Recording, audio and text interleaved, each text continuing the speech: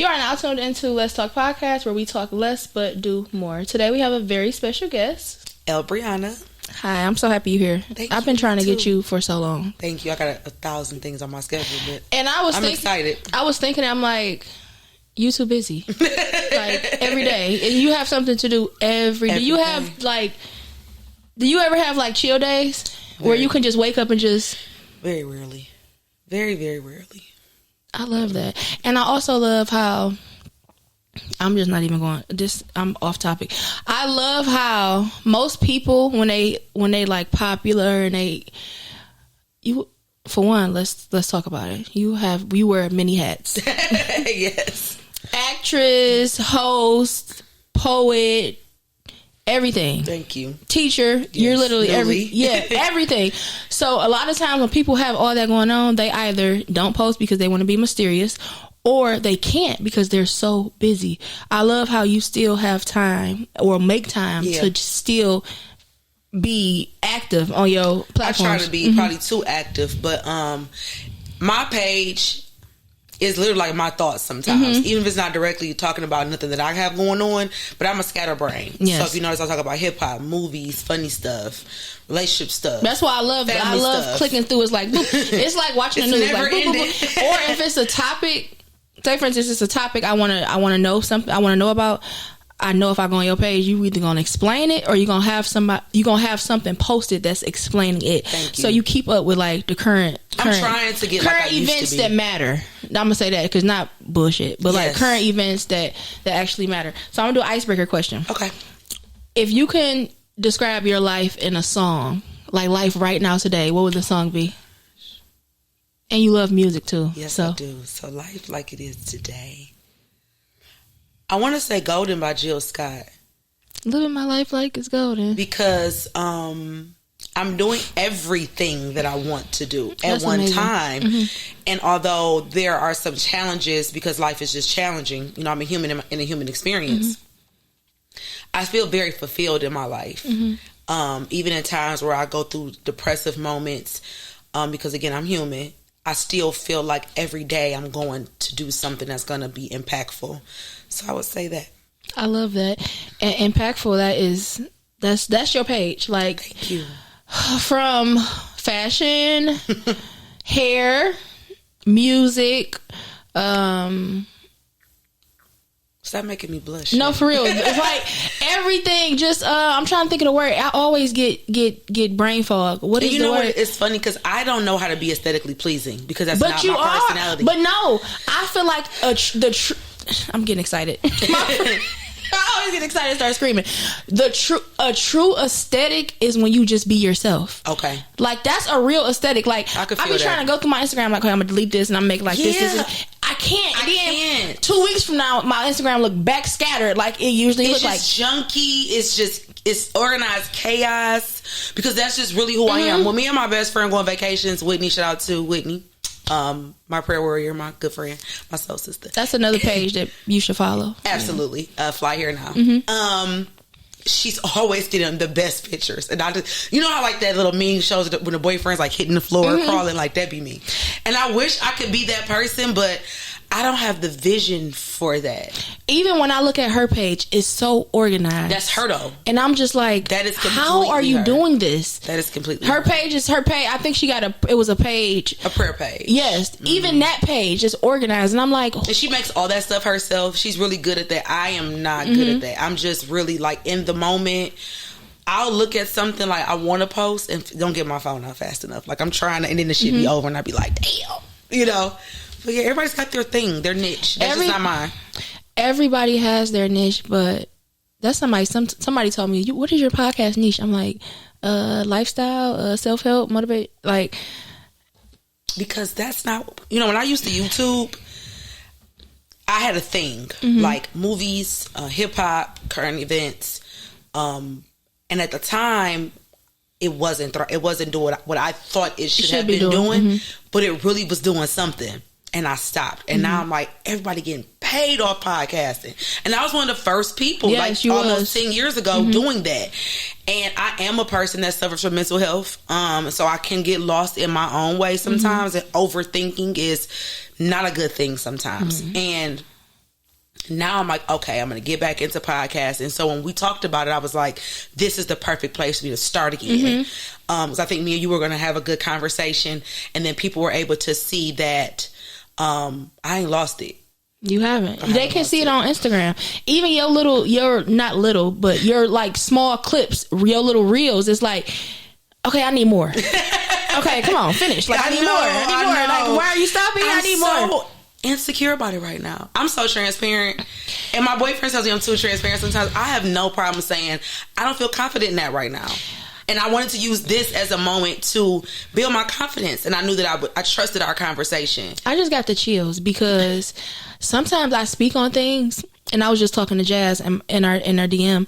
She spoke about like postpartum and stuff like that, and sometimes I speak on things and it'll be like really good, and I would delete it because I feel like I'm not qualified, or I'm not comfortable with speaking on certain things, because I just feel like people are like, girl, shut up. Like, I don't always be, people like, you so confident when you talk. Sometimes I don't be. It's a lot of stuff I don't speak on because I'm just not confident enough to say it. So when she did the video and I reposted it and I said it, like, because I didn't want to say it, and she wrote me like, why didn't you? Like, why didn't you say it? Like, you can, and I told her what made me think the same thing she was thinking, and she was like, that's crazy, I heard the same radio station, that's what made me post this. And I'm like, that's exactly how I felt. And I feel like sometimes we get lost in our own mind, our own way. We get lost in our own mind. And then because I would post something on Instagram and then I would hurry up and delete it, like, okay, I don't sound smart enough. Yeah, I don't really sound qualified. Everybody, God will never deny that. He will never deny you to speak the word and be a messenger. This right now is a message. And I feel like that's what I'm supposed to be doing. Absolutely. We are put here on this earth to be a messenger for God and his children. By any way you deliver a message that's going to motivate. If you serve one person, that's your service to God. And I think that everyone wants to be like, have the best vernacular and say all these big words that nobody understands. Like, just say the shit in the most layman's way, so we all can get it and all receive it and all interpret it the right way. And I think for me, because I've always been like the wordsmith, I was just telling my best friend, like, I think I'm losing my words. And then I'm like, I don't have to do that all the time. It's a time and place for that. And when I'm kicking it with y'all, I don't have to do that. I shouldn't have to do that. Another thing that also discouraged me when I was doing my podcast, and this is probably my mother because she calls me all day, is that people don't humanize you when you're on these platforms. I was at Ace of Spades one day because I love the ghetto ballerinas because they deserve love too. Swear. Anyway. Swear. I went out last night. Somebody was like, you talk about on your podcast. No, I got baptized, and then I seen somebody at my dad's bar, and they like, you fake. You just got baptized. No. I said, and I can't come to my dad's. No, I am made in his image. I am not God. Like, I am created in his image. I am going to fail every day. As long as I continue to move, and as long as I continue to in my walk, that's what people have to understand. And I got lost in between flesh and spirit because I am that person. That is probably my biggest thing as a person, is that I know God so well, and I know how he serves me. I know what he does for other people. I see it. And then I love the bullshit. I just got the chills because that's where I am. I'm like, I know better. Yeah, I know better. Yeah, and it's like, and God, it's like, but God, you know my heart. But you know I know better. Like, and people, I don't talk about it because of something else. I just feel like I just don't really qualify to say. But the stuff that I've personally went through and came out of, and I'm still not in a mental hospital, or, you feel me? People don't know the half, and it's just like, when people just say little things like, I'm in between and I don't know. God is so real. It's like, I'm just going to go back to when I was a kid. My auntie had us in church because my auntie adopted us when she was 23. All 10 of me and my siblings. My mom passed away when I was 13. She adopted all of us. So I get it. She's 23. She's figuring out life. Right. So she's sending, the church bus is picking us up every Monday, Wednesday, and Friday and Sunday. So I remember my auntie, she couldn't give me the money, or I didn't ask her for it because she got all these kids. I'm not about to ask her for it. Right. I'm like, oh, I want my nails. I want my nails done. I want my nails done. I want my nails done. I want no nails. And this was when nails full set was $20. I'm like, God, please, like, I just need my nails done. All my friends got their nails done. Yada yada. Why I go to church? I went to Elle Bethel on Schaefer and Pearson. I go to church. Before I leave out of church, the lady come up to me. She like, God told me to give you this. I'm like, okay, it's $20. Going to get them nails. I went and got my French. My full set with my French too. And I was just that little, and I was like, I mean, not little, but young, and I was just thinking, and even then when that happened, I start reading my Bible. I just I'm like, okay, God is real. Like, it's so, and then as an adult, it's so many other things that show me. Like, my daughter got in the car the other day. She like, Mommy, can I ask you a question? I'm like, you can always ask me anything. Go ahead. Why did they kill Jesus if he was good? I'm like, okay. Wow. I'm like, oh my God. I'm like, what? She like, I was watching church last night on YouTube, and she started talking about that. Then my friend took me to the tire shop one day, and he had to pick his mom up. And she's in the backseat with my daughter. I asked her, did she want to get in the front? She said no. She's in the backseat with my daughter, and my daughter is like, do Jesus wear all white to match the clouds? His mama looked like, well, you know, and she just started talking, or I would be children. in my bed, I would be going through it, and my daughter would just be like, you are the best, you are doing your best, and I'd be like, affirming thank you. She's like, I love you so much, give me a kiss on my forehead. I'm like, I sometimes really think my mom is inside of my daughter, reincarnated. Yes, it depends if you believe in things. No, like that, I just feel like sometimes when I just don't know, like, I'm like, I need a sign. Like, am I like, what am I doing? Sometimes my daughter is that reassurance, and it just be like, she's 5 because she's so pure, and she's 5. The world hasn't tainted her yet, so she's so pure, and she has all the goodness in her. So the questions that she's asking is pure curiosity, and it's because God comes through children. I believe that. They're the closest. That's what my grandmother would tell me. I believe that. I do believe that. But I want to talk about you and all of your many hats, everything that you do. Okay, give us a rundown. Oh my gosh, I am an educator in a sort. I am a poet. I am an actor. I'm a writer. I am a philanthropist when I want to be. I am a humanitarian when I need to be. Director, producer, lover, mother, to all my 500, 600 kids at the school. Daughter, a friend. I'm a realist. I'm just, I want to say I'm just Elle, but I want people to know who have known me, because you knew me before Elle was a person. You know what I'm saying? It's Still Lex. But don't ever call me that in public.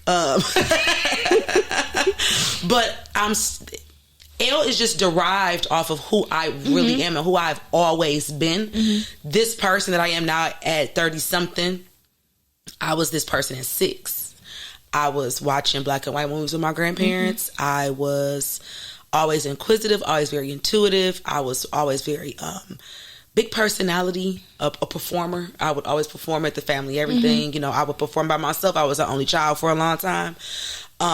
Always a lover of music. Always a lover of art. Always loved to get my hair done and my nails done. I was wearing red nail polish as a little girl. Yeah. I'm a child of God, and I just want to make people happy. I don't know, in the best and worst way sometimes.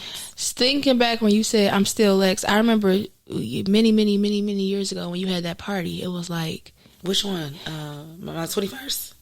You had on a blue dress. Yes, my 21st. Oh my God. It's like, even then, you had a party and brought the people out. Yeah. Heels. We got on heels. We outside. I had an Introvert dress. Yes, period. That's what I'm saying. Just that piece. even all the way back then, and it's like, even just talking to you now, I see you being on... I know you already an actress and stuff like that, but I see, like... I was so lost in. But now I see you, like, sitting. I see a microphone.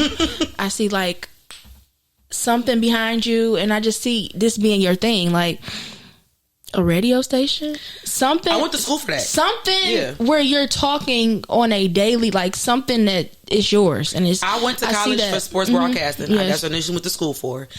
I loved sports at that point, and I also thought that would make me closer to my dad. He went to college for sports broadcasting as well. And growing up, I suffered from low self-esteem. I never thought that I was enough. I never thought that I looked, you can relate in a sort of way of we were always bigger and taller and more voluptuous than everybody in the class. 6th grade, 5th grade, 7th grade, 8th grade, older boys liked me. I was terrified. Like, why are you looking at me like this? But ninth grade, why the seniors all like me? Like, no ninth grade boy likes me. Right. all the 12th graders, the grown boys are on my line. I thought something was wrong, and I had stretch marks early and cellulite and all those things, and I just really didn't love myself.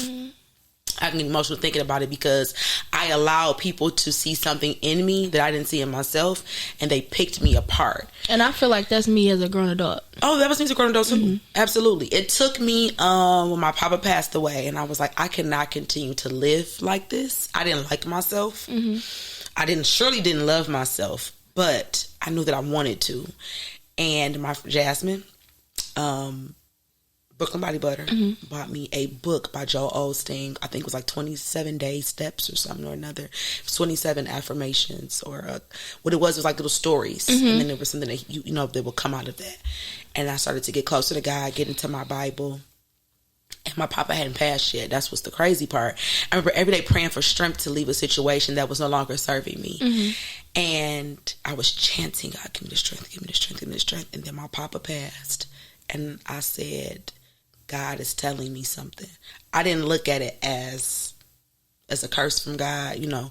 I said, God is telling me if I can get past this, if I can get through this, I can leave the situation that is no longer serving me. And then that's when I started the automatic view that year. I left that situation, and I started acting that year too. I called Shorty Rich and was like, I need you to put me on my girl. I'll be an extra. What up? What did you do? You had on a red dress or a red bodysuit. You were at an event. What was it? That's when I really started taking hosting more seriously too. You had on a red bodysuit because I was out on a date with a guy, and it's like this was random man. He like, I just seen you. I just seen you had that red bodysuit on. I'm like, he like, you in the movies. I was like, yep. He's like, you in the movies, And then after he left, I'm like, me and him look like, he like, who? I'm like, I ain't know that. Then I went on Instagram. I'm like, he thought he was laughing so hard. He like, yeah, you had that red on. I was like, yeah. And then I went on Instagram. I'm like, he's somebody else. Like, that's crazy. You know, any light skin figure, we all look alike. Knowing you ain't never had color hair in your life. Never. I'm cracking up. I tried red hair, but all my hair fell out. Girl, I'm never leaving the color alone. I love it. Give me Charlie Baltimore vibes. Thank you. I love it. It was a mistake.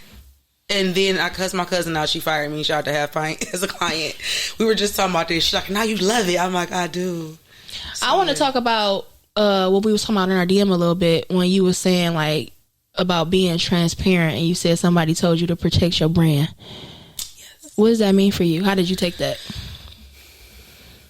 I know that I'm an oversharer, and I'm working on being an oversharer because I don't tell people business. People will tell yours. If you tell me something, it's staying between us. I'm gonna say, I'm gonna tell one person, Pam, my auntie. Pam will probably know, but Pam doesn't know anybody. But it's never in a malicious way. But people are always wanting to have the tea. I'm not that kind of person, and I have to just be mindful that I have to just write it down somewhere or talk to myself. I'm really good at talking to myself. I do that a lot. And I get what they were saying. I guess I don't look at me as a brand, but people do. You and definitely I have to take it more seriously. I'm always just up and down sometimes, and now I'm taking more control over my life and like, okay, hey, I'm getting older and I know who I can be. Let's take full advantage of that. My transparency has gotten me to this place. I can give without giving so much. So just figuring that out and praying on that too. The discernment. Yeah. People are so malicious. They are. And people are so... It goes back to the fabulous quote. Is it because you're beneficial or you beneficial? And people love to support me because it looks good. Why would you not want to support Elle? Why would you not want to be my friend? Because you're getting a club for free. You're going to drink for free. You're going to eat for free. Even if I ain't there, because now you are attached to me. And I had to realize that. And what people do... If you really know me, you know I could be real fucking mean.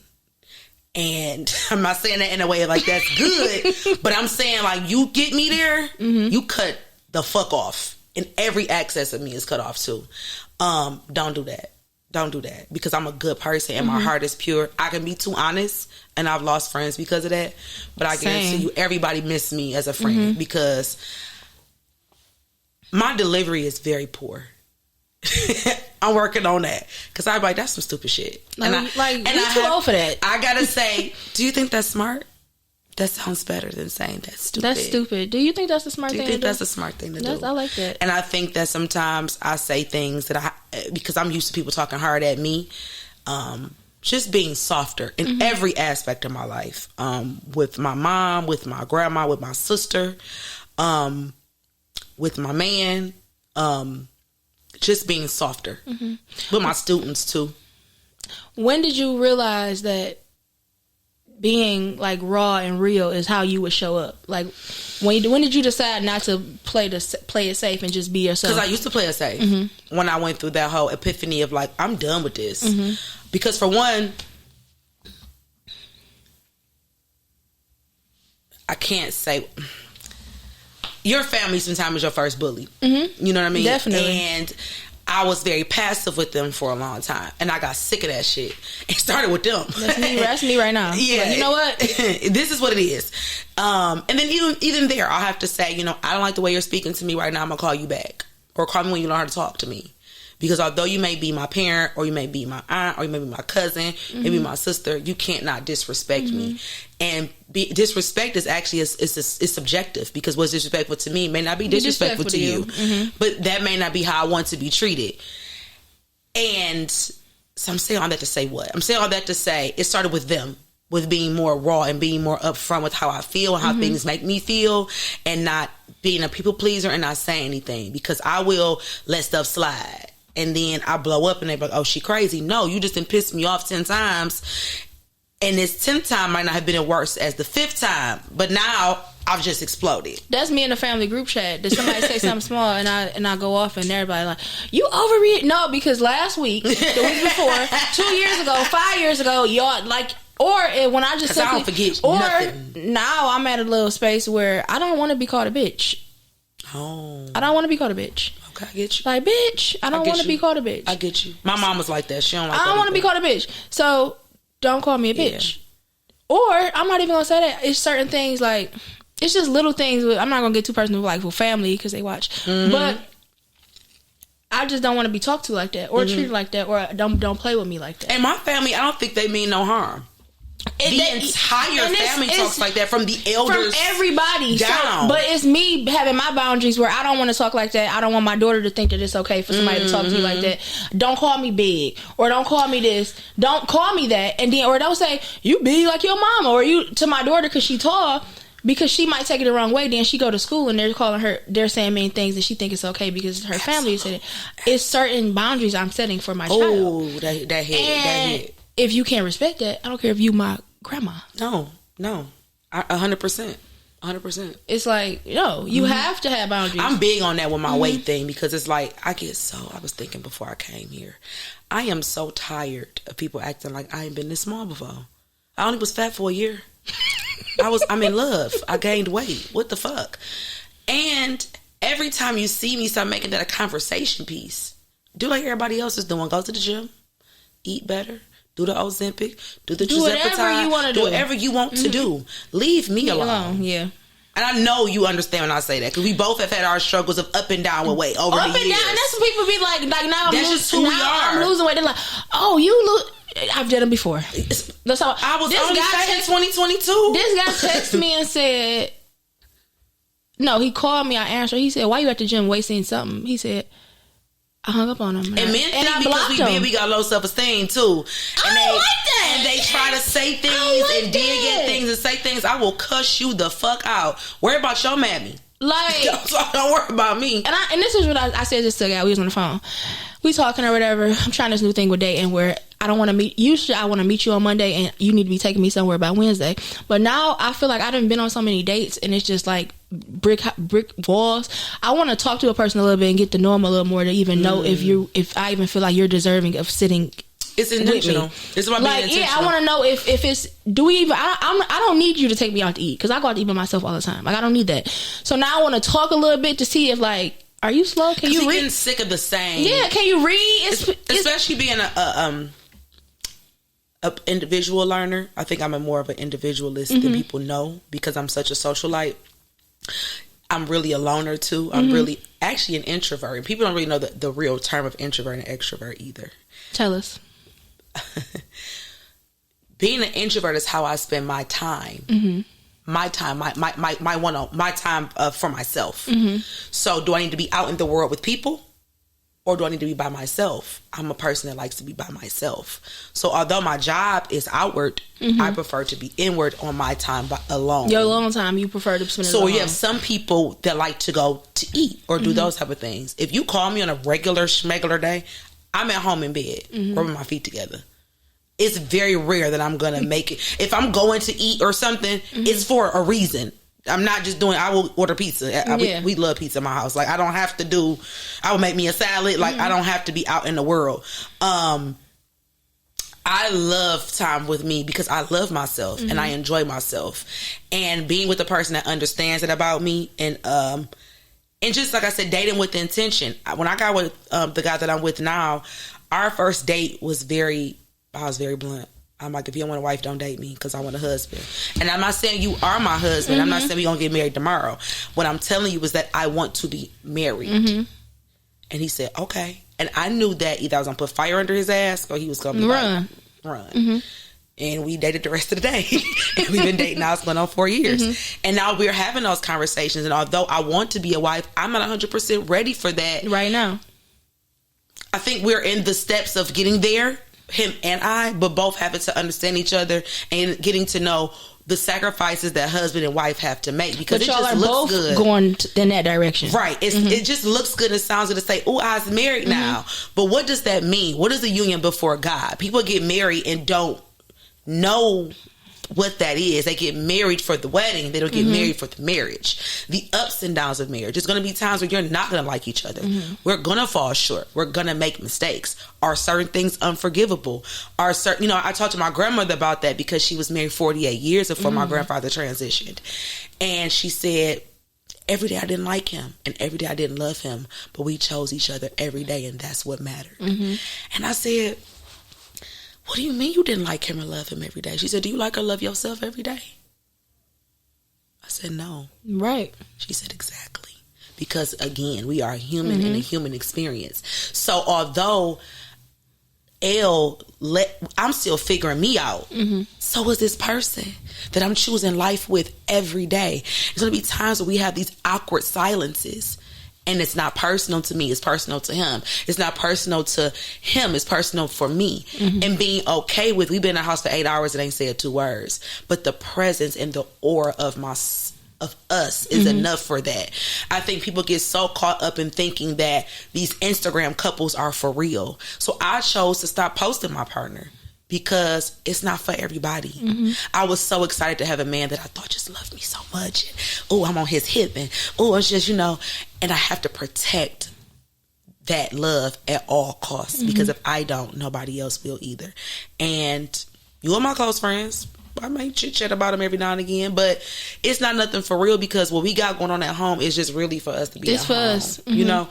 And I had to just grow and understand that, because I wanted to show the world. I wanted to be like, I've been through bad relationships. So I want to show, like, I got it right. And even with having it right, somebody's gonna fall short. I self-sabotage like a motherfucker at a point. Me too. I do it now. I didn't understand why nobody else could figure it out. Why did you?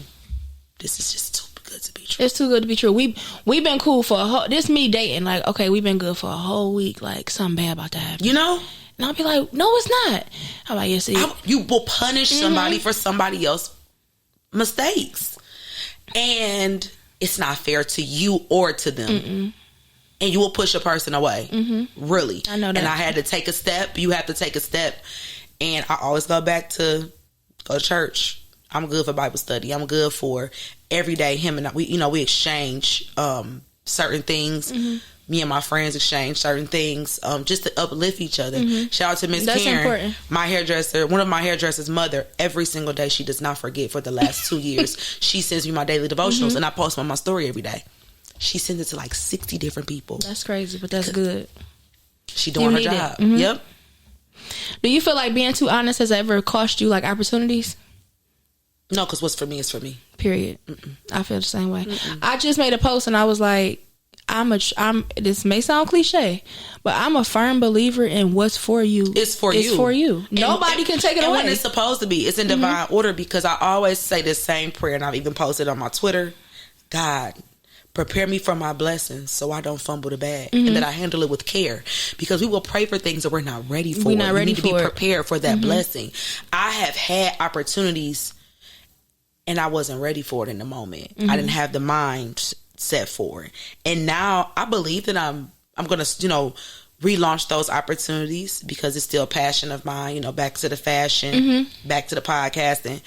And I don't want to speak prematurely, because although I want to start it this year, might be for me this year. It could be next year. But what I do want to tell you is, every time somebody come on the pod and say they're going to do something, they do it. It's happening. I'm just going to throw that out. I'm just going to throw that out there. It's happening, though. Every time somebody say they're going to do something, every time, and I'll be like, oh my God, remember when you? And they're like, yes, I remember when I said that. Look at you manifesting life. I love it. I love podcasting. Is like therapy for me. It is. It's literally therapy for me. Most people say battery course, you can take some weeks off. When I try to take weeks off from podcasting, I feel like I'm just having a mental, I need to release. And I try to journal. It's not good enough. I have to record an episode. I have to get on the couch. I have to talk. I have to record. It's just, I have to do it. I have to record an episode. I have to do it. I love podcasting. I was so surprised when I saw it. I was like, really? Yes. I'm happy for you. Thank you. Do you think being transparent at all is misunderstood in the entertainment world? Yes, people are so judgy. God forbid that you said that you're going through anything. As if, I always say this too. It too can be you. Be mindful of the things that you say. Be mindful of the judgments. Because you don't know what nobody's going through. You don't know what people got going on. And every test is a testimony. And you don't know, if you share something, how it can, help somebody. Whether it's helping them through their moment now, or to prevent them from having that moment moving forward. That's what I say, when I post certain things, and it'd be like, it's most of the time it's men, because they don't really think how we think. So a man would be like, oh, you ain't have to say that, or everybody don't got to know your business. I'm like, do you know how many DMs I get when people say, you stopped me from doing this? Oh my God. Or I was so depressed. Sometimes it was overwhelming for me with Elle View. I feel like I was in a DM therapy, and people, it was too much. I needed to create boundaries. I'm feeling like I'm trying to talk to you through this. I'm going through it too. For sure. I'm stopping me from doing. I like that. If I just get one person, that's why about the views, and he was telling me, don't worry about you need not to worry about views. You right, because if I get 20 views, I know that's 20 people that needed to. Somebody needed, and somebody's gonna tell somebody. Somebody's gonna tell somebody. Gonna tell somebody. Gonna tell somebody. And when it's gonna hit the right person at the right time. I was the same way, and because I'm not a clickbaiter. Yeah, it's I don't want to be watch this or had this piece. And it's so many podcasts, they have a clip, and I'm going through the whole episode looking for that, and it's not even on the episode. And this is exactly what they wanted me to do. Absolutely. And then too, I literally podcasted about things that I wanted to talk that I like. So when I did my Nas review, you may not like Nas, but there's somebody out here that appreciated me talking about Nas. I went through a whole thing talking about Kanye West or J. Cole's album at the time. Somebody loved that breakdown of every single song, because it's people that are real J. Cole friends. I don't care about Playboy Cardi. I don't even know. ESCG, cool. I listen to that when I want to thug, but I'm a deep person. I am a deep thinker. I want to listen to music that's going to make me think, and that I can go back and quote. So I quote a lot of songs, and that's just who I am. In my phone, you see stuff. It comes second nature to you. You be like Fabulous said. I'm like, okay, Fabulous said. Yes. Movies and music, I'm quoting all day. Certain stuff is just like right now, I don't listen to no today music for real. Really? Not for real. I just found out how Playboy Cardi looked the other day, because he posted that Rhinestone Sucker. I don't know. Or that Diamond Sucker. I don't know none of his music, but it's crazy because my sisters, they always be like, how do Zia know this song? She like, Mom, can you play Ghost Shorty? I'm like, that's Waka Flocka. How do you know that? Or we get in the car, I turned on Aaliyah, and she in the back singing like, I can't. I'm like, how do you know? She like, because you listen to it, and it's like, okay. Oh, for sure. Okay. You was the same type of kid. Yeah. Now this is your mini me, because that baby is got your whole face. Yes. So this is you. So when you say that she asking those things, she's paying so much attention to you. My aunt said, "Shell, you was the same way." She said, when you used to get on punishment, you used to write full essays of why you should be off punishment. She's like, they were so good, I used to let you off punishment. She always go back to this one essay I wrote. She said, I was like, I just made an impulse decision. She said her uncle was just talking like, how do you even know what how that means? she even, and I got off punishment. That's hilarious. What's the thin line between protecting your peace and silencing yourself? Ooh, protecting my peace and silencing myself.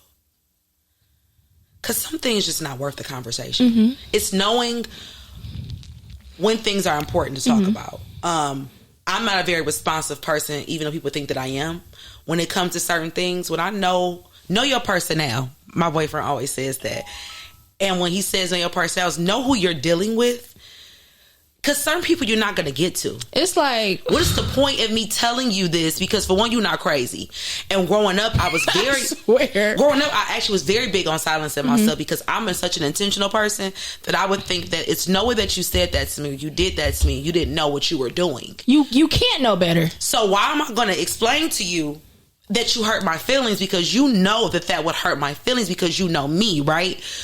But sometimes people you have to explain things because they don't receive or retain certain things as you do, because they're their own person. But sometimes you've had this conversation or you've explained this. I'm not going to talk to you, so I'm blue in the face. I will remove myself, because again, it's no longer serving me. And I know that I am a very, my presence is a present. And I know that my presence and my absence is felt. I'm getting there. And know that. I just told somebody. Remove yourself. I just told somebody earlier, they just being a cuckoo crazy. I said, listen, I'm having a good day. We've been having the same conversation for 4 years. I'm not explaining to you why you're a horrible person. And then don't even say that. I can't. Don't even say that. Say, okay.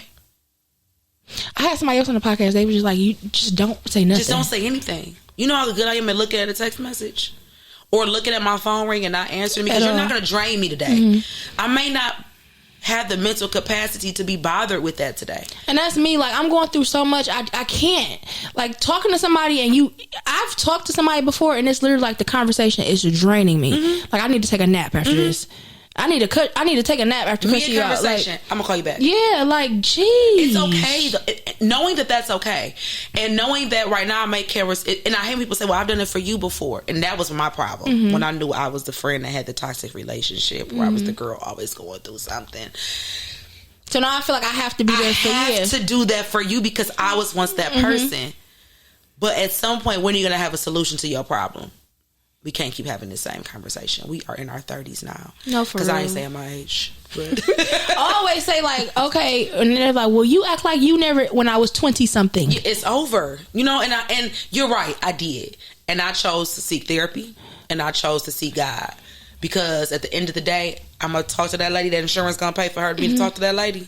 And she ain't got to tell nobody my business. And she's going to give me the best. I had to tell someone that too. One of my students to go talk to the social worker, because she has the tools to help you navigate. I'm not that person. Sometimes I'm too harsh. Sometimes I'm irritable. I may not just want to be bothered. That's not my job. I'm human. And that's also not my job. I can only do so much. And in order to create boundaries for myself and for you, you need to talk to someone that's educated in that field. That's the best thing I could tell you to do. And talking to that person is going to be the person that you need to talk to. That's going to give you the right resources. Absolutely. And I'm giving you the resource to do that too. I don't want to steer in the wrong direction, because that's not my forte. Right. Out of all of your creative hats, which feels like home? Not which one paid the most. Which one really feels like telling stories. Telling stories, whether it's through film, whether it's through poetry, whether it's through writing, whether it's through conversation, storytelling. I'm a sucker for a good story. I love history. History has always been my favorite subject. I'm going back to school for that too. For me educating, to be a historian. I'm just a sucker for just vintage and what was, because what is derives off of what was. That's the word I was looking for when I was explaining how your Instagram and how I perceive it. You watching like me with the Bible. I would read the Bible or I would go to church and I don't really understand what I just read. Mm-hmm. So I would go to TikTok and be like, break this down for me in the lamest terms. Mm-hmm. That's what you do. Thank you. For people who really don't understand certain things. Thank you. And then it's like me, if I read something, I need to know I need to get deep. Now I'm deep into the depth of it. I was up to like 6:00 one night watching videos of life in the ocean. Like I be having to get deep into something, and on your page you explain it. Like if you don't get it after you explain it, it's just not for you. Like that's what I was looking for. I love people call me and say, okay, what does this mean? Okay, where does that come from? Can you help me figure it? And if I don't know, I'll try my best to know.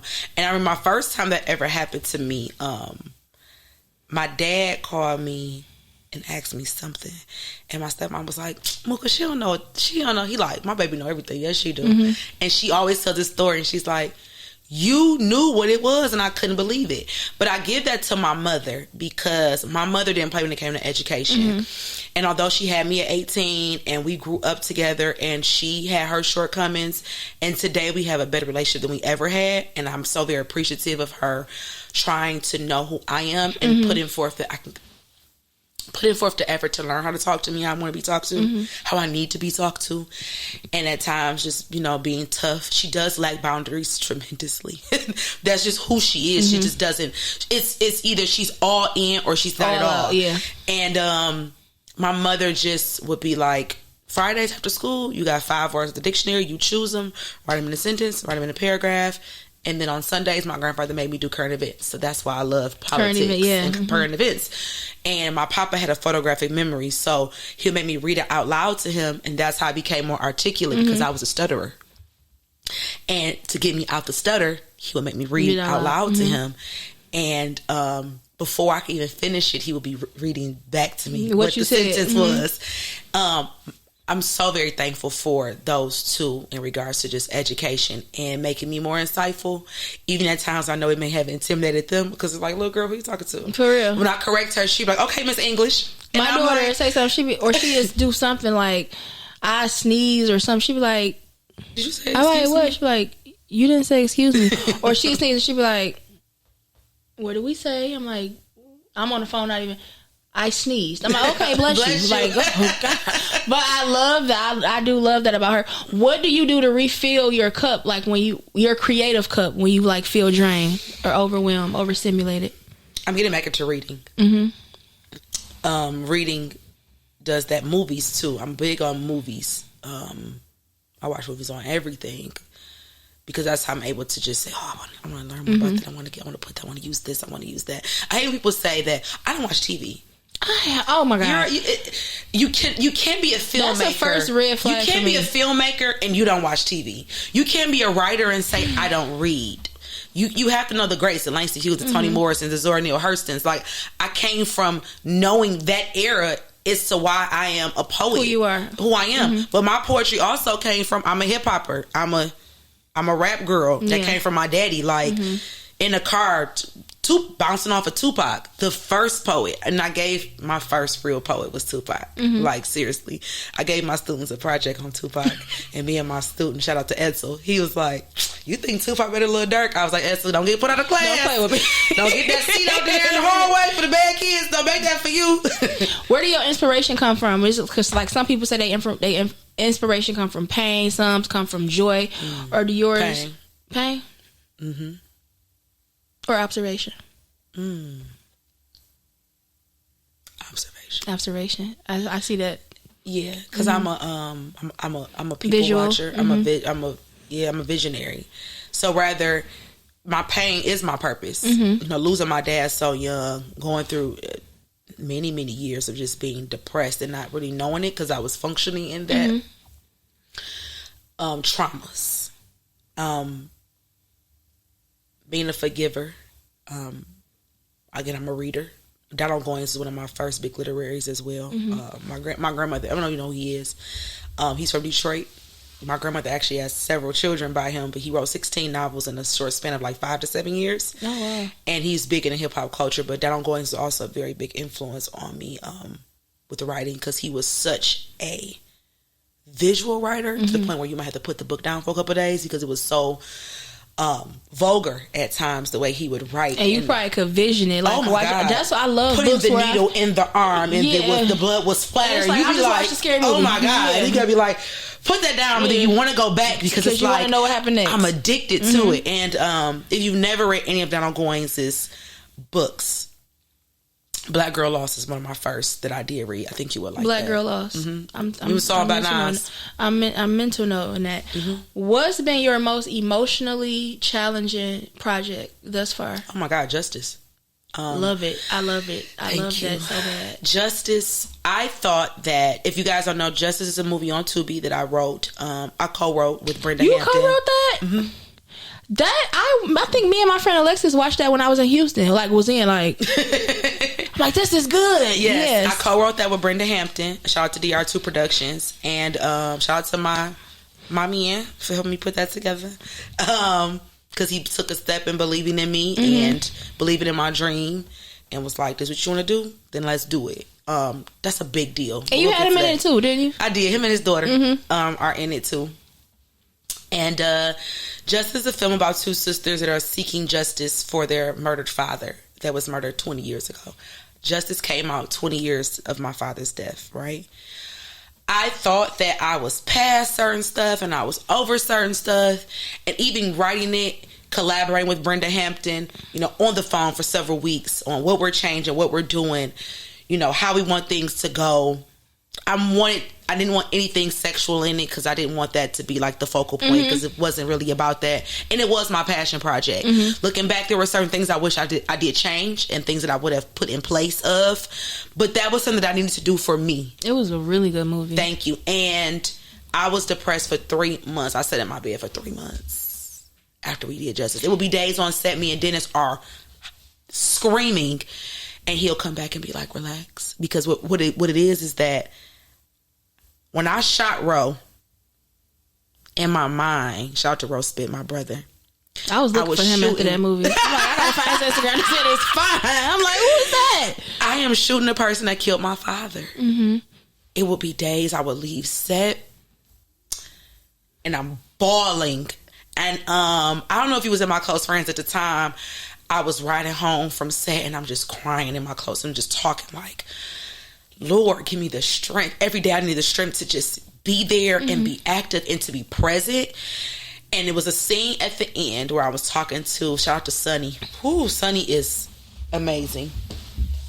And those are real tears. Those were not put on. Every scene was real tears. And I always, in any movie I do, I'm going to cry real tears. But that was actually, the set was crying. That was one of my questions. I gotta see where it was. One of my questions was, as an actress, how do you adapt to your roles without losing yourself? And I was using the Joker as a reference because he said he took on that role and was just it's called method acting. Elliot Stabler did the same thing on Law and Order. That's why he left Law and Order initially. Was because the role of Elliot Stabler took so much out of him. Eddie Kane was a pure method actor. Even the guy that played Sonny in the movie, Sonny who played Drake in the movie. Sonny dressed and act like that for a month. He would come to rehearsals, hair, baggy clothes, fidgety like a crackhead, even in rehearsal. And it was funny because when I watched Taraji say that she could just turn it off and on so fast, I just seen that. I was like, Yesterday. And then people like Will Smith, when he did was it Manifested or Emancipation? And the white guy that he filmed with that played his master didn't talk to him for 3 months. The last day of filming, he shook his hand because he stayed in that mode. And I think that I want to be that actor. I want to be the actor that doesn't leave that character. When the RZA said that Denzel Washington did not talk to him the entire time on American Gangster, but when the red carpet came, he said, I'm a big fan of Wu-Tang. He like, dog, you didn't talk to me. He said, because that was Frank Lucas. I'm Denzel today. I want to be that actor because you don't lose it. And the performance, I just saw Denzel on Broadway too, in Othello. the performance, I think, could be 10 times better if I stay in that character. And that's even talking offset. You know, I want to work really hard this year moving forward of just staying in mode and just see what happens with my performances. Because even when I was watching the movie, I'm like, no, because her dad, he was killed in real life. Yeah. Alexis is like, okay. And then when your boyfriend, and this is her boyfriend in real life, and that people like, they looking like, I'm like, no, I know her. Because it makes you invested when you know a person. I'm like, I know, like, she's an actress. Like, I know her. Like, but I know her outside of that. Yeah, like, this is like, I know her. I was just so very thankful that I was able to do that. And the success of it isn't as much as I wanted it to be, far as a financial ticket. But it was amazing. But I feel like, thank you. I feel like that part, the impact part, because you look back at movies like Love Jones, or those movies maybe didn't hit box office of $100 million, but those are movies that we talk about today as like the staple of black cinema. So am I doing it for the ticket, or am I doing it for the art? And and that's the difference between what I see on Tubi sometimes and who I am as wanting to be a filmmaker, is that I want to write movies and I want to be a part of movies that are impactful for the soul. And it may not be clickbaity. And unfortunately, we're in a society of everything has to be raunchy and clickbaity. So right now, I got to write a movie. I'm working on something that's a little more, you know, yeah, on guys that tell me, side. like, you know, sex sale. You need to start. I'm like, it does, but that's not what my podcast That's is not for. who I am. Did you see Straw? I did. How'd you feel? Tyler Perry is an amazing filmmaker. Tyler Perry provides jobs for us. He tells stories that most time only we have experienced. Whether you are a CEO running a beauty empire, whether you are a lawyer, or you are who Janiyah was, right? And although sometimes Tyler Perry, because he is a playwright first, so let's be mindful that he is a playwright first. My stepmom used to have me and my stepsister. We was at Medea plays. Same, my grandparents. Like, I was the third wheel. plays, We were on like, the play. So knowing that, so when people say it's over dramatic sometimes, because he's a playwright before he's a screenwriter, so plays are more dramatic. But somebody has had Janiyah's story. Me. Like, when I tell you, I have to show you the picture after we finish. When I tell you 13 minutes in, I'm not just shedding a tear. I'm boo-hoo crying. I call my sister. She's like, what happened? I'm like, did you see this movie? She hung up on me. Like, I called Basha. Basha was like, no, I'm not watching it. Thanks. Like, I'm not watching it. I'm not. It's just like, when people say, like, oh, that was too dramatic, some days it's not your experience. Some days it's like boom, boom, boom, Absolutely. boom, boom, and it's just like life comes at you fast. Yes, and it's like my dad always say, when it rains, it pours. Like, God, it's just like from the tickets to the this to the this to this. I was just like, sometimes you don't see, you can't see. But it always goes back to that faithful mustard seed. And as faithful as I am sometimes, right now I've been leaning on to others for that. Because I'm human. And I know faith and fear does not exist in the same spirit. But it's normal to sometimes say, damn, God, am I going to ever see the white picket fence and the G-Wagon in my driveway? Maybe that life isn't for me. But you can't think that way because it's attainable. I literally was just saying a couple of days ago, I just stayed in the bed all day. I was just saying, like, maybe I'm just not, maybe a life of luxury just isn't for me. And then I got this thing now where I'm really learning myself, and I'm just knowing that if I can think it, I can have it. Yes. So if now you think it I'm like, in a bad way, it can happen too. I immediately was like, but it is. It is for me because I can think it. Like everything, and I just made a post about this and then I deleted it. But sometimes you gotta do that because it's for you. Sometimes it's just maybe for you to get it out. Like, okay, I just need to get it out. Okay, let me take it back. I realized the other day, I'm like, it can't get no worse than what it is right now. This is what I'm telling myself. And then I'm like, you know what? Every situation that I'm in is because of me. I'm not a victim. Whether it was a poor decision, whether I overgave and I couldn't afford to give, every situation that I'm in, everything that I feel like is going bad right now, is because of a decision I made. Maybe I was negligent. It's because of me. But also having to remind yourself that someone has it worse than you, mm-hmm. and you still have your So this health. is what I'm saying. I said, you know what?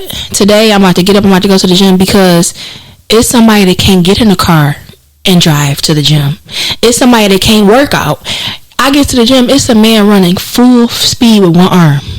He has one arm. He on a treadmill running so fast, and I'm like, just little things like that. Like, and he had to adapt to one arm. Somebody has it worse than me, and I'm just in a space now where even when I think a bad thought, I immediately follow up with, okay, let's not think about that, because I believe just how you think you can manifest good things, you can manifest bad things too. Absolutely. Mm-hmm. Life and death is in the power of the tongue. Everything you could think about is right there in that good book. Whether we think that it's literal or it's a parable. Somebody just was saying, like, we gotta do this next month. We need to get it together because we gotta do. I said, speak for yourself. I'm getting it together. I'll be fine next. I'll be fine. Let me tell you, I tell my friends all the time, one day we gonna be in a jet and I'm gonna have Chanel bags on each seat for all my friends. I've been saying this shit for years and it's going to happen. I'm gonna take me and my bitches out the country and it's gonna be a Chanel bag on each seat. It's gonna be a jumbo classic. I ain't lying. I'm gonna be that person one day. It's going to happen, and it may not be today, but again, social media has us thinking everything is so instant. Everybody living this life of luxury. I'm behind, and it's like, am I behind? This is why I feel behind. Am I really behind? This is why I love being who I am, because I feel like I'm a voice. I'm showing people. I'm 34. I hate saying my age. Zia put on her school project I was 45. I'm not 45. It's like my mom is 45 years old. I'm like, Zia, how old am I? She's like 34. Like, it's not funny. But I am a constant reminder of, you could be working towards being a better person every day. Just because you don't have what the next person have, your day one may be their day gazillion, a trillion thousand. And they soul and spirit might not be where you is at. You know, as I always tell people too, the devil rewards too. Everything is not God's blessings. So although you see this life of luxury, that could also, you don't know what people are doing. You don't know what they do. Exactly. So that could be the devil's reward. I don't want the devil's reward. I want God's blessings. So right now, God is saying, I'm preparing you for that every day. You're getting a step further. Because right now, baby, I know God working in my life. It's certain things that I prayed for, and God didn't tell me how he was going to get it there. But it was a prayer I prayed for specifically, and I see it working, and I know God is real, and I'm like, I got faith, God, that it's happening, so I know what's gonna happen moving forward. I just, you don't want to talk too prematurely those conversations you have with the Lord sometimes, because the devil will come in. But so and the devil comes in all shape, forms, and fashions. The devil most times comes people that you know, people you care about. The best way to get to you, he's gonna come to the people that you know. You know what I mean? So everybody can't go with you either. What does being a woman mean to you? Being a woman, oh my goodness, I've never had a question like that before. Caretaker, being the rib, and with being the rib means holding it together, because your rib holds all your organs together. Being a nurturer. Being a mother, whether it is in the physical or the spiritual realm of life. Woman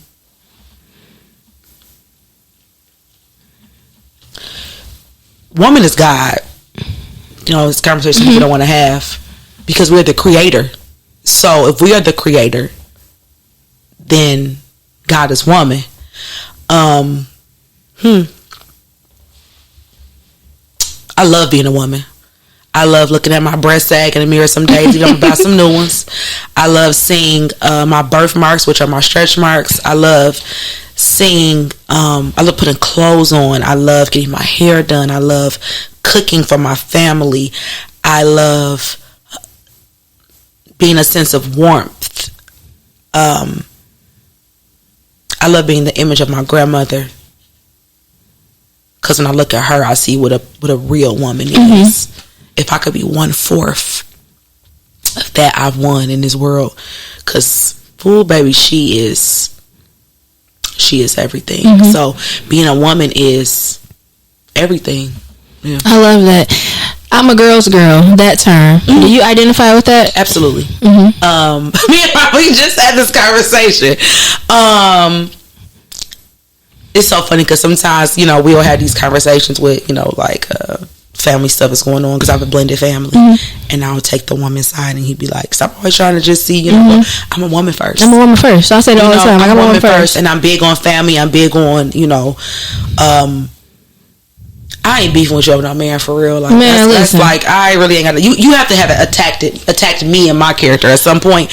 I am big on, like, you look pretty, you look so nice. Because what you don't know is that little compliment may just help somebody's whole day. You know what people going through. So just be able to recognize a woman in her step and her walk through life, and just saying, you look pretty today, or that was nice what you did. And I'm always her eyes under the pictures, because I just want women to feel good, because so often we think that our value is in man, and our value is within, and our value is with our sisters, because a man will fail you every time, but you need that village of women around you that know how you feel. And women need to humanize each other more and stop always laughing at somebody else's pain and being so quick to say, I fucked her man, because you have an issue with your mama for real at home, and you don't really love yourself for real. And I say that, you know, me and my mother have struggled with our relationship over the years, but I have a great foundation of women in my family, from my great aunts to my cousins, my mother, my auntie Pam, you know, even me and my sister, we have our moments, but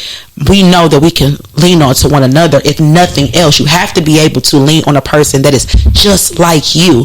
I hate a woman that want to pillow talk with a nigga and talk bad about our homegirls and shit. Like you gotta know that, because he ain't doing it with his homeboys. We gotta have a sister circle where some shit just stay with us. What's crazy is,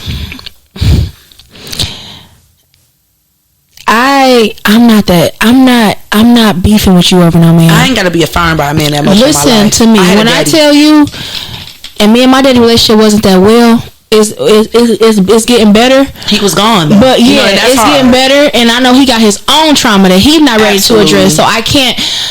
So we meet each other halfway. But as far as the man situation, it's like, I'm that girl where I can find out you dealing with somebody. Let me say, I like you. I like you. We probably had conversations. We probably mutual. We cool. I find out you dealing with a man I've dealt with. I still like you. You still beautiful.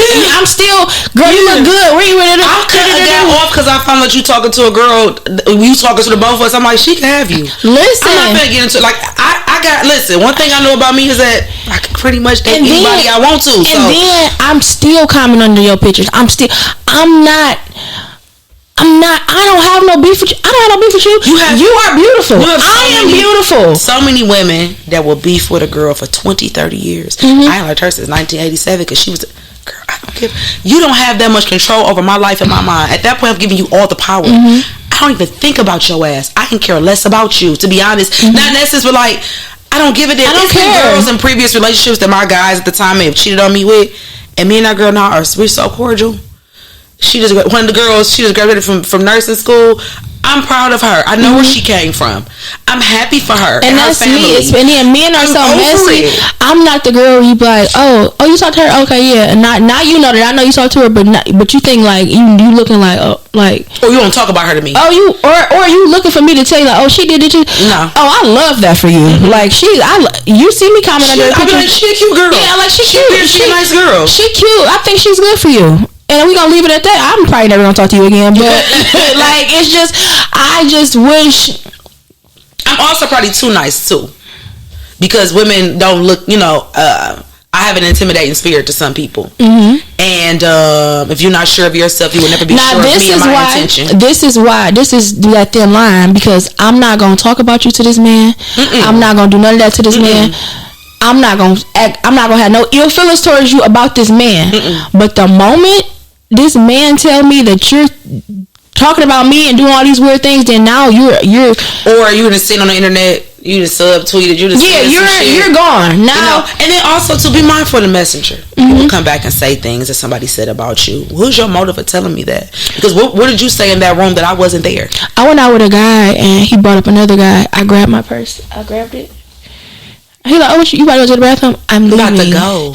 I'm not sitting at a table with no grown man talking about another grown man. Mm-hmm. What do you... Also, with the dating thing, I learned to not tell the person what I went through with the previous person. Because it's not your business. It just didn't work. It just didn't work. And that's what, even with, well, I'm working on not talking about my baby daddy on the internet. I don't really talk about his personal business, but I just be like, he don't do for my daughter, I'm a single mom. But I'm learning with relationships, when they ask me, like, well, I do this now. And they be like, oh, how's your relationship? Co-parenting is great. He get her when he need to. You know, and because I don't want you thinking that I got this baby daddy to hate me, or I got this man that's dogging me out and thinking that you can do a little bit. Or also, he may be giving you all that he has to give, but no, you don't know that. You're not in his brain every day. Do you think he could be doing more? I'm sure you do. He probably could be doing more. I don't know, but he may be giving you the capacity that he can give to you. I would tell my mother this about my dad, because she would always say, oh, daddy was a cheater, he was a womanizer. I said, he loved you to the capacity in which he was taught. And she was like, I think I took her aback when I said that. I said, you want people to reciprocate, and they can't do that. They can't give what you give. And it's crazy because he came to the car when I picked her up last week, and he was like, you know, some people are delusional. They really think that they believe it. He's like, I mean, what am I not doing? And I told him, I said, I can't even sit and have this conversation with you because you really don't know better. You don't know better. This is how your dad was, so this is all you know. No, but you could want better. You could want better. I know a guy, a man, he's deceased now, like a father figure to me, Mr. John Nesbitt. He didn't come from the best with his parents. Great man. But he was a great father. It should make you want to be better. But when I tell you, no blood relation, oh my goodness, I could cry about him because he's recently passed away. He loved me like he was my father. And there's certain things that he taught me that he knew I needed because I didn't have my dad.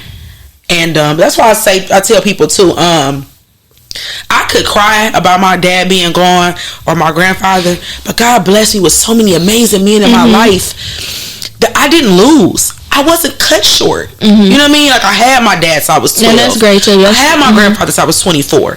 You know, I still had Mr. Nesbitt up until he passed. You know, I was no longer with his son, but he was still calling me every birthday. Mr. B.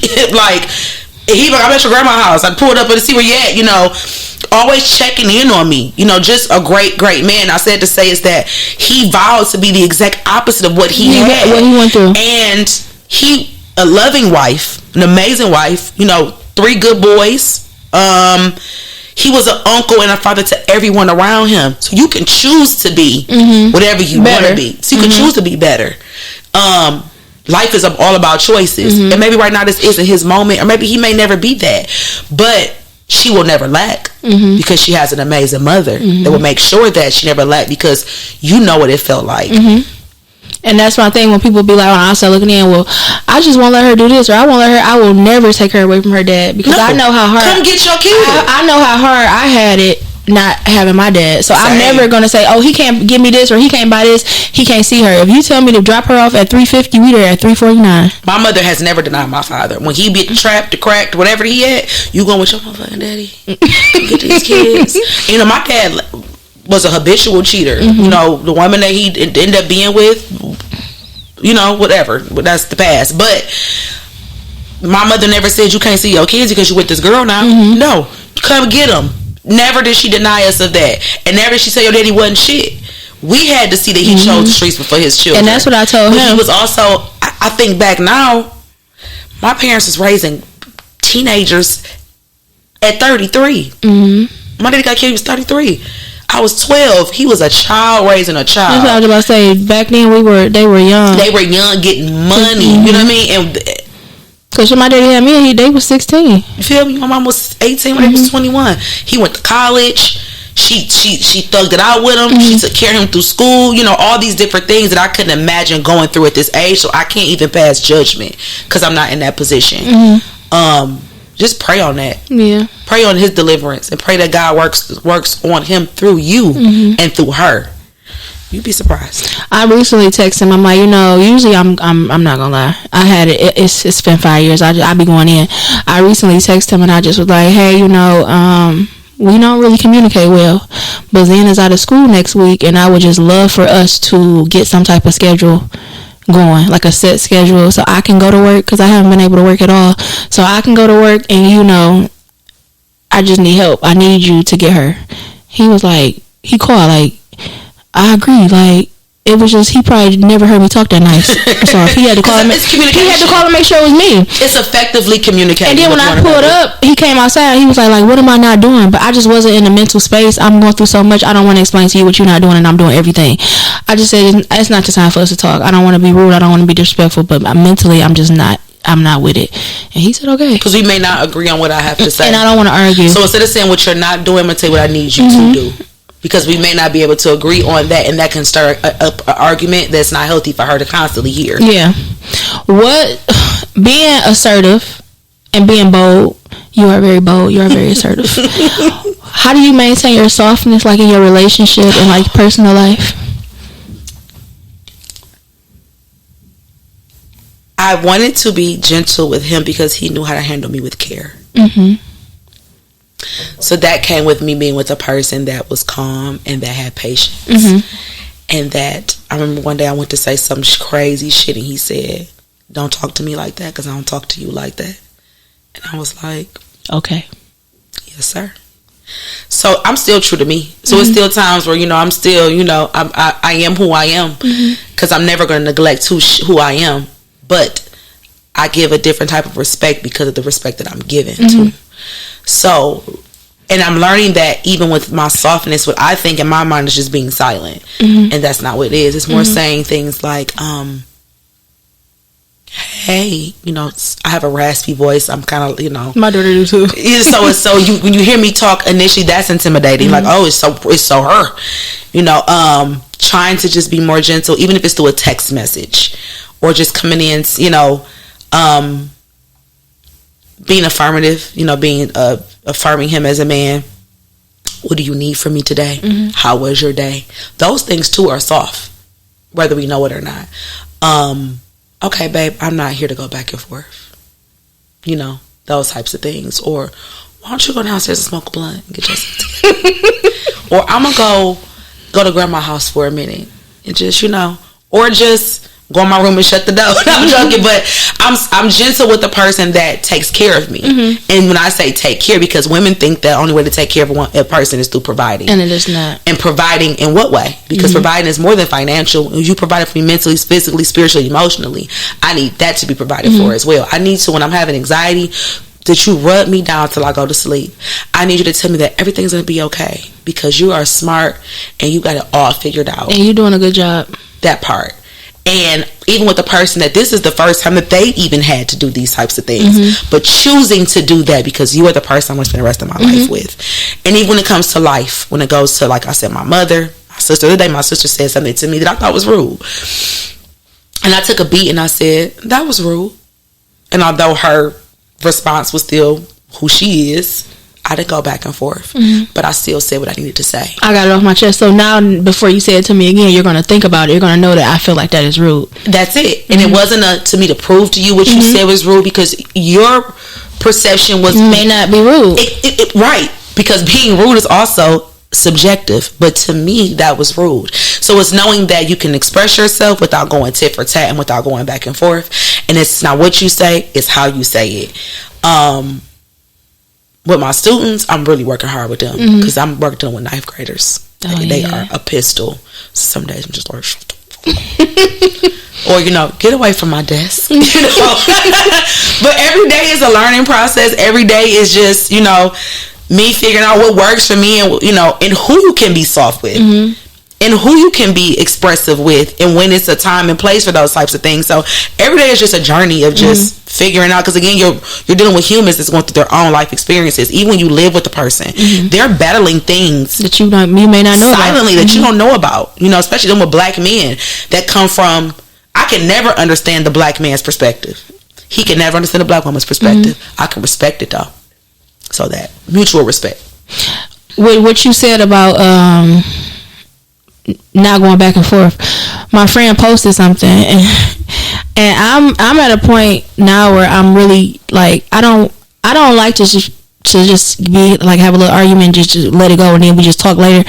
I need you to know that, I need to know what you meant, and I need you to know that it was no ill intent. So my friend posted something, I'm like, what's this? And she like, the picture is very clear, what do you mean? I took that as being smart. I said, it's not that deep, carry on. She like, it's not that deep, carry on. Nope, you shouldn't have said nothing. She said, it's not that deep, carry on. Oh, okay, your energy been real off lately. So she's so I literally texted her and it was like, I honestly thought that this picture was of a project that you talked about and you end up doing it. Mm-hmm. I didn't know what the picture really was. I genuinely was asking like, what's this? Because I thought this was what we've been talking about. And she's like, oh my God, no, this is, and we talked about it, and she said, I'm so sorry, I love you, have a good day at work. And I said, I love you too.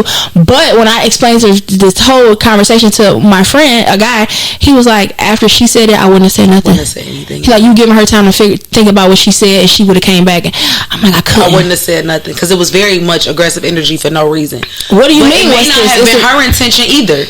That's what I'm saying. Yeah, she like, what do you mean? Because there's some stuff she said on the phone sometime, and I'm like, okay. I wouldn't have said nothing either. That makes sense. I'm learning. I'm getting there though. I used to be the same way, very responsive. Now I just be like, I ain't got time for that shit. How do you maintain genuine relationships in a profession like action that's like so transactional? Nobody's genuine in business. No. Everybody's out for themselves. I mean, you can be who you are, but I don't look at nobody as being genuine. Genuine. You feel like it's a job. Let me do my job, and I'm gonna get what I'm gonna get, and you gonna get what you gonna get. Nothing with transaction is genuine. That makes sense because you're doing it to get something in return, so you're not genuinely doing it because you want to. Exactly. Do you have a certain boundary set when working with new people? Oh yeah, I'll just say what I'm not doing. How do you go about that? Very, very clear. I want to get there. Like, say it. I'm not doing that. You have the weights. You can negotiate if you want to negotiate. I'm not doing that. Because I don't have to do that. And if I lose a job because of that, that's fine. Why am I getting naked on Tubi for $500 a day or less? Does that make sense? No. Have you ever lost the opportunity for saying what you're not doing? Yes. Yeah. I'm not doing that. Yeah, it's that simple. Like, I'm not doing it. I'm not. And just straight like that. Explain to me why I have to do that. Why is me being naked going to make your movie better? Is it going to tell the story better? When you get these deals and stuff, do you negotiate yourself? Yes, I got to stop doing that too because I lowball myself. But you very assertive, like you. Yeah, but sometimes I'm gonna tell you about me too because I'm a fan of the art. I just want to do the job. If it's a good script, I want to do it. But I've lowballed myself.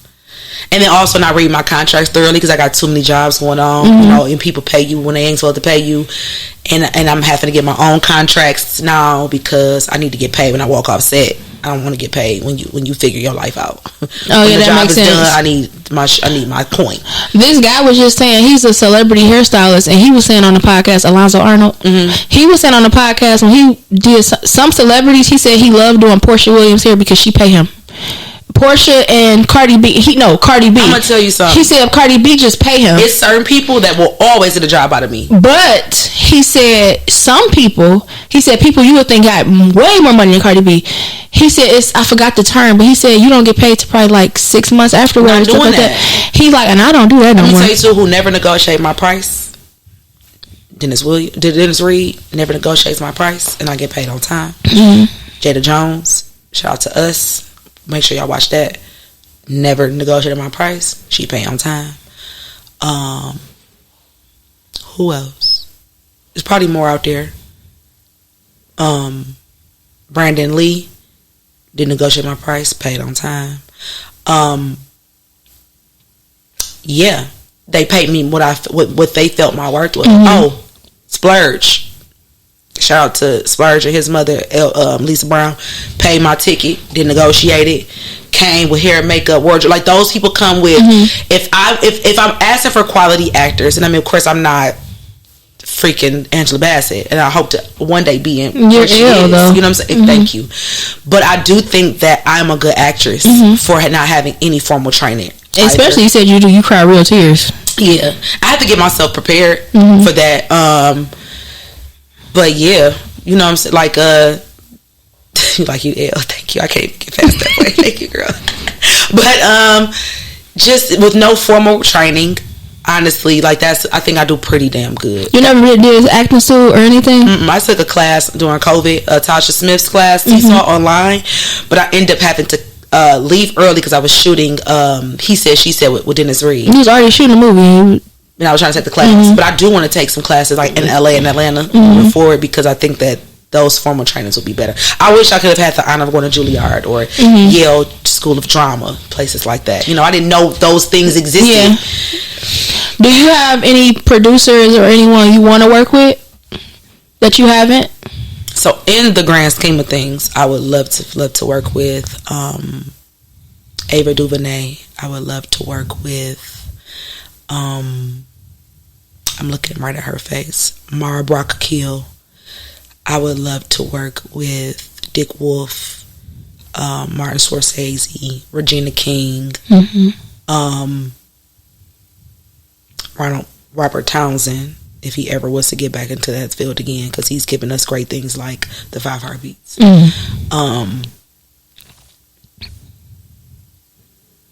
So many people I would love to work with.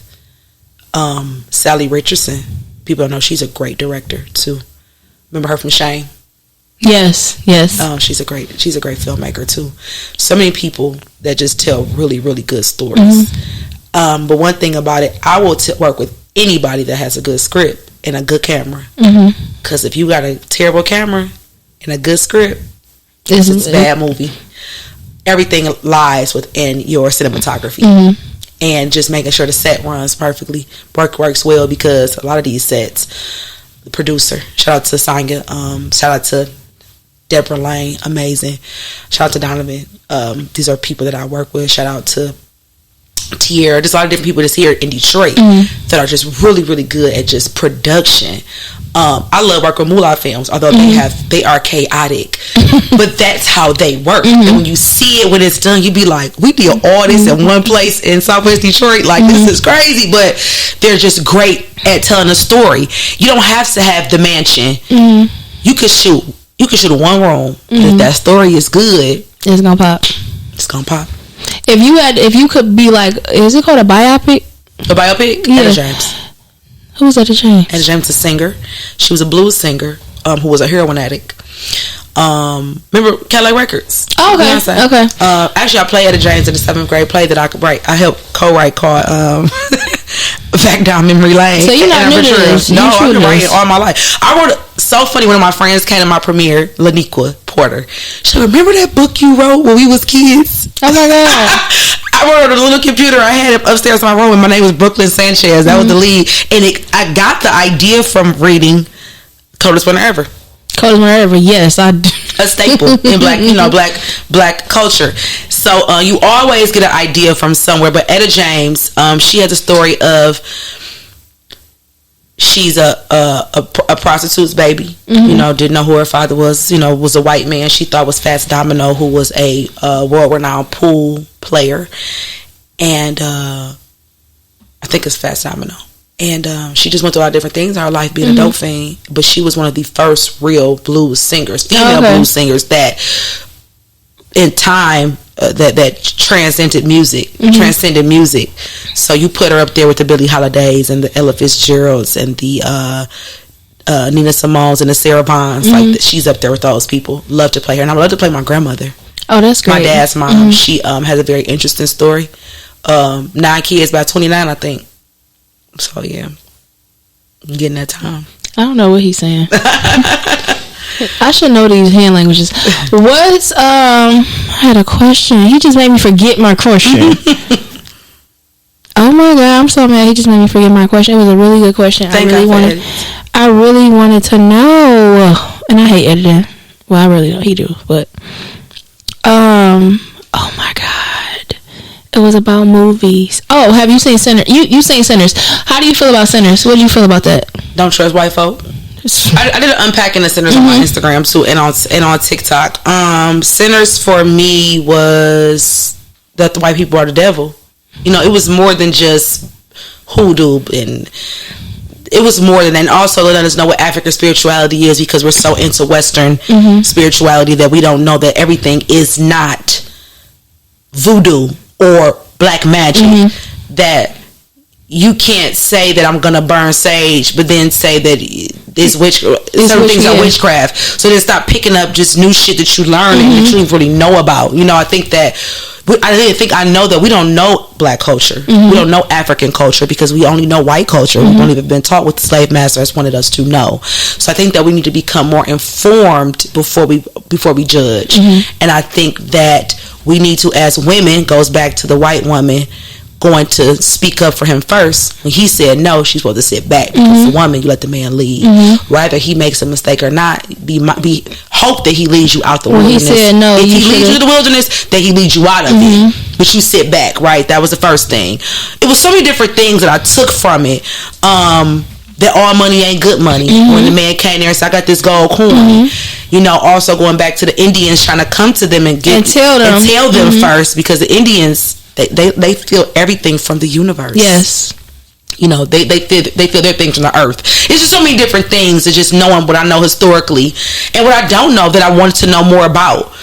Sinners was one of the best movies I've ever seen. I would love to work with Ryan Coogler.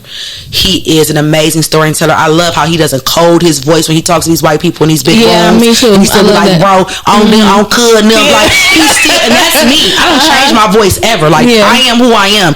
I can still be articulate and get my point across, and I code myself in a voice of the others. I don't have to do that.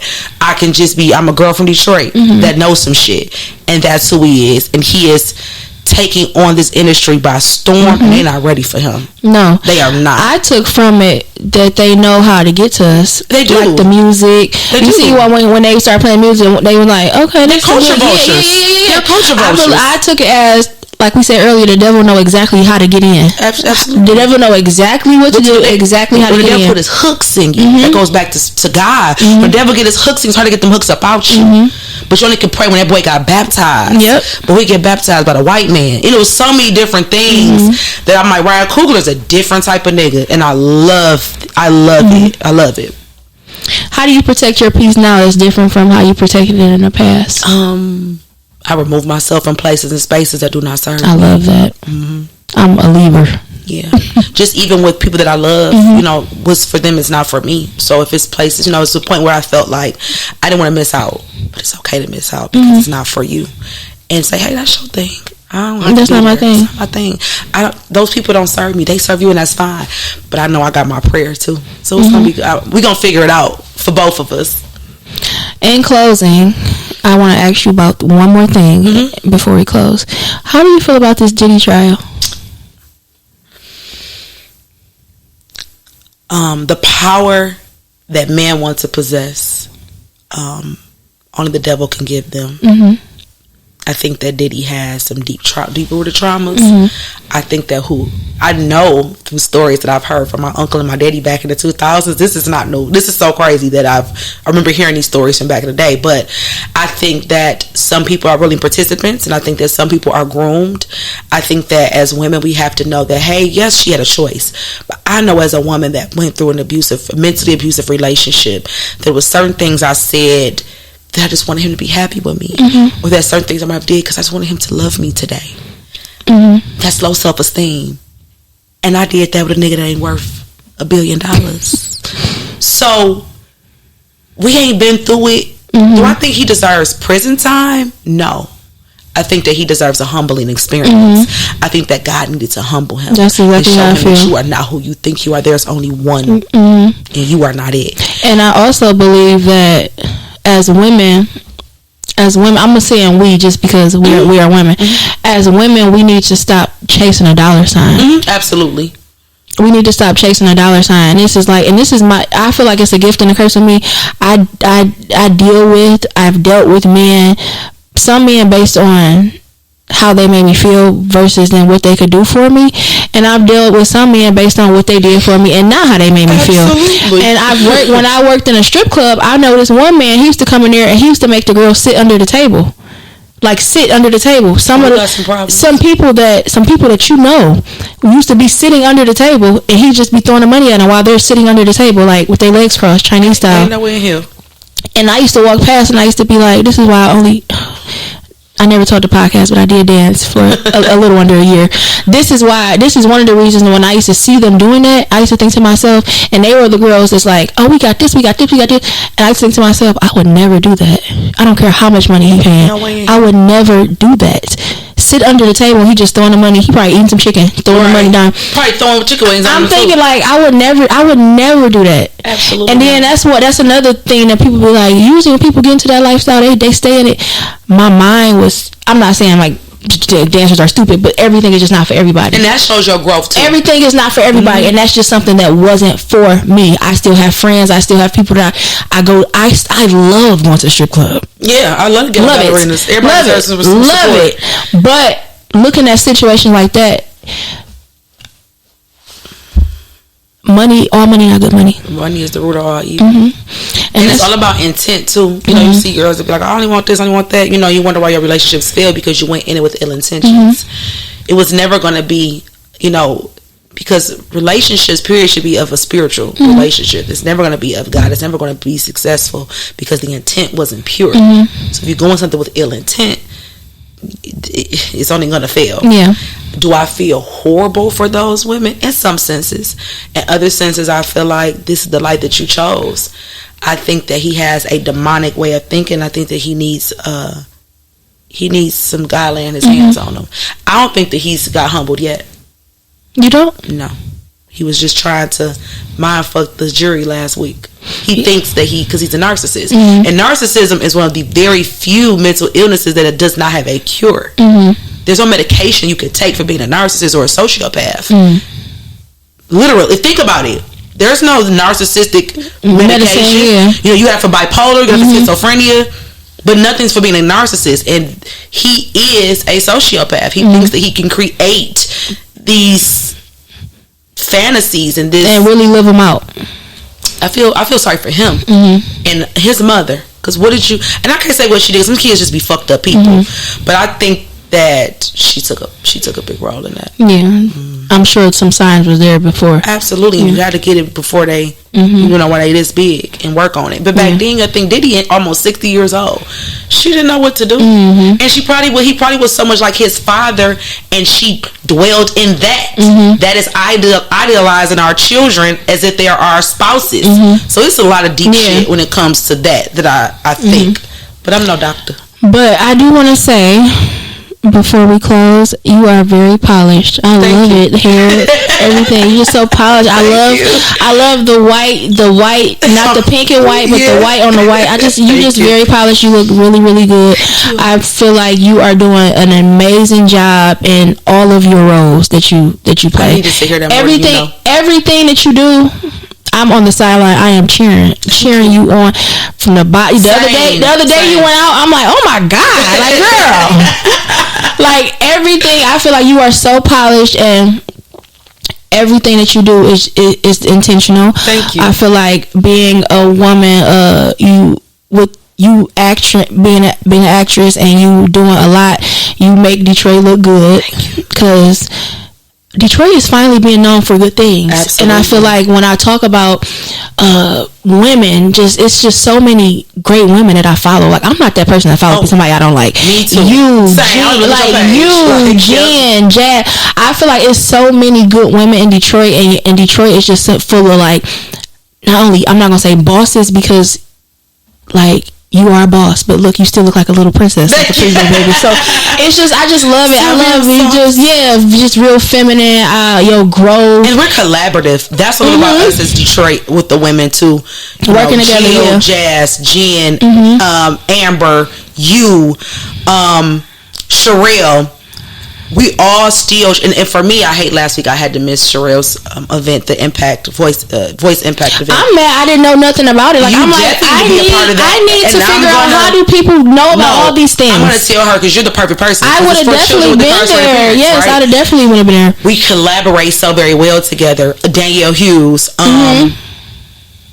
And even when I can't make it, I try my best to still do something. You know what I'm saying? Because I'm working 1,000 different things. You know, trying to get my life in order and just be the woman that I know that I'm destined to be, and still try to be in those rooms. You know, Brooke does. She's opening her store tomorrow.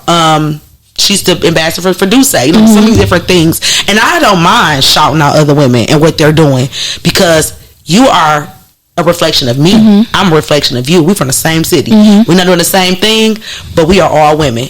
And when you win, I win. When I win, you win. We have to think like that more, and not think that we are just.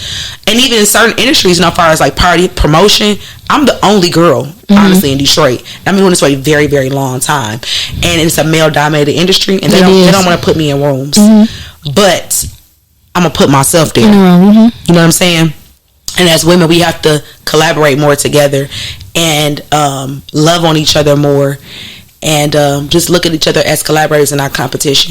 I love that. Yeah. I love that. You are beautiful. I love it. I'm so happy that you came. People like, you making your 100th episode with a person. I'm like, listen. I needed this conversation. I'm honored that you gave me the 100. I needed this conversation today. Life has been running a smuck, whatever they say. A muck. A muck. I needed this conversation today. I really, really appreciate you for coming. Blessings, baby. It's yes, I appreciate you for coming. I'm excited to see what you have next. Everything that you have. I'm trying to get into, like, when people have these big events, I want to be there, like, with my mic. Like, say for instance, it's an event. Oh, and shout out to Dee Dee. You know, I can't forget about Dee Dee. Say for instance, it's an event, and like as people are going in, or as people was coming out, I'm like, okay, how did you feel about it? What do you like? I want to get into that bag. So you need to get you a I don't want to say portfolio, but like a media pack. And that type of situation. Dee Dee just made a post like she's about to take clients, and who wants to do this? I'm like, me. Well, that's the part. She said music. I'm like, me. She's like, what you want to do? And I told her, she's like, okay, we could put something together. She'll plug you. You know, her annual fashion show, things like that. Stuff like that. I want to get more. I want to be more like on the spot, like in real time, talking to. I really appreciate you for coming. I'm excited to see what's next. I'm excited to see this episode. But just give your socials. All right, you can check me out on all social media at Elle period Brianna BREAUNNA. Check me out. Make sure you watch Justice on Tubi. It's a great film. I need those streams. But I think that it will be impactful. I have more things coming out that you guys are going to see. I'm writing more, looking to produce more. Shout out to Last Date. I was in that and produced that as well. Us is out right now. Father Dearest is out right now. Return to Matt comes out next week. It'll be in theaters. I'm in that as well, starring Clifton Powell and Dougie Fresh. Are you all doing like a screening here? We're doing this. Yes, on Thursday. Come out at the Fillmore if you can. Okay. So I'm excited. Thank you so much for coming.